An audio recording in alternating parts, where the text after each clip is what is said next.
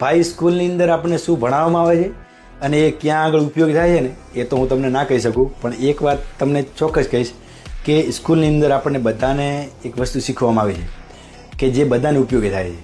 અને હું તમને ત્યાં સુધી કહીશ ભાઈ કે તમારું બાળક હોય ને તો એને તમે પછી ભણાવજો, એની પહેલાં આ વસ્તુ તમે શીખવાડી દેજો. કે આપણે બધા જોતા હશો ભાઈ કે કોઈ મોટો બિઝનેસમેન હોય, કોઈ મોટી હસ્તી હોય, કોઈ મોટી સેલિબ્રિટી હોય, કોઈ મોટી પોલિટિશિયન વ્યક્તિ હોય, એ લોકો પોતાના જીવનની અંદર પરફેક્ટ કામ કરતા હોય, સમયસર કામ કરતા હોય, રાત્રે સમયસર સૂઈ જવું, સવાર વહેલા ઉઠી જવું, સમયસર જમવું. કે એ લોકોને ગમતું નહીં હોય ભાઈ કે આ બધું સમયસર કરું, છતાં એ લોકો ડિસિપ્લિનમાં રહે છે.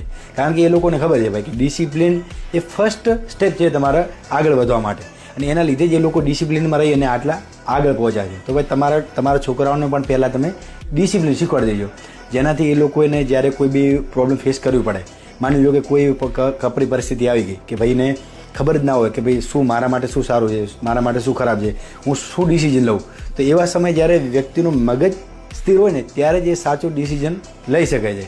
એના માટે ભાઈ ડિસિપ્લિન બહુ જરૂરી છે. તો જીવનની અંદર ઘણું આપણે આગળ જવું હોય ને તો પહેલાં ડિસિપ્લિનને ફોલો કરી નાખજો. બાકી તમારું શું કહેવું છે મને કોમેન્ટ સેક્શનમાં જણાવો.